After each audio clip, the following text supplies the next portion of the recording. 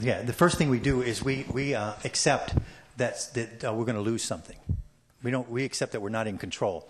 So when you see bugs, you're not going to freak out. You're not going to run to the nearest pesticide. Now, given that I've lost crops to bugs because I wasn't diligent, but there are predator bugs out there, and you can establish that through keeping them on your property or even ordering them, you can get a chain of bugs that will take care of the other bugs.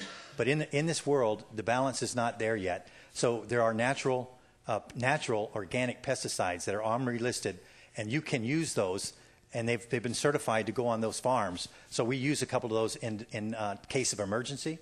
And in any case, once they overwhelm everything, I cull them, I sacrifice them, I say the bugs won that round. I'll be back for round 2.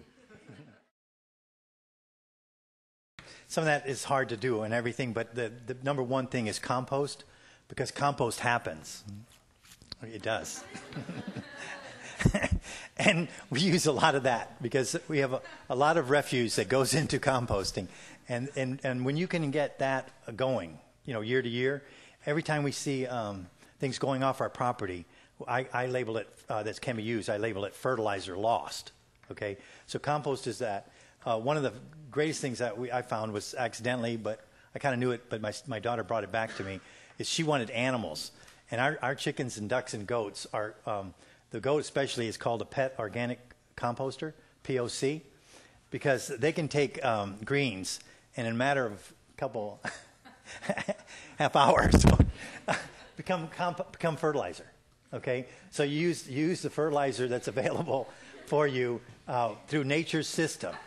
Okay, and then we do go outside, and there are organic fertilizers out there that are OMRI listed, and there's catalogs, a bunch of them now, because everybody's getting into it because it's a big business. But there are some that we've used over the years, like you can use seabird guano, you can use the kelp sprays. So there's a lot of compost. We just touched on it briefly, but what I like to do is just go back to the feeding the soil and using what we have. One day, I have to supplement it because I don't have enough to do what I'm doing here.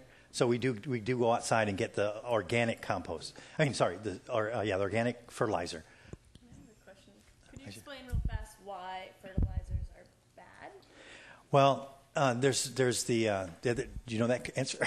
Because there's something else. One answer. Right. Not always. Well, just like anything else, I don't know if anybody's a science major or anything that has to do with way people operate around here, is they want to analyze things, okay, and they want to give you an easy way, and they want to give that analysis, the NPK, okay. They thought that if they can sell that NPK to you, that everybody would just jump on that and see a way to buy it.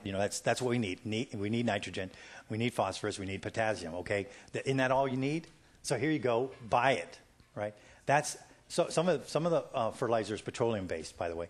But the NPK quick fix is they forgot about all the micronutrients that you have and how many trace elements you think are up there on the board there that's out there in the soil. Okay, so one thing we started doing is looking for other good soil. So this year we imported some Alaskan humus, figuring it was original soil and it has something that we've used up. Another thing is that they're getting into is micronutrients, and that's endo-ecto-mycorrhizae.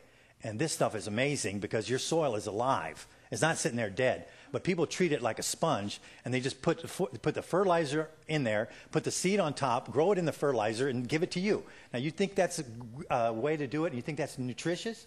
It gets the NPK, it grows, it looks like a corn. It maybe kind of tastes like a corn, but it's what does it taste like if it's growing in real, honest-to-goodness soil that has everything? And the soil is alive with bacteria, good bacteria, bad bacteria, but there's something going on in the soil. So you get a plant that's grown on the real original soil, you've got your plant that's different from today's plant.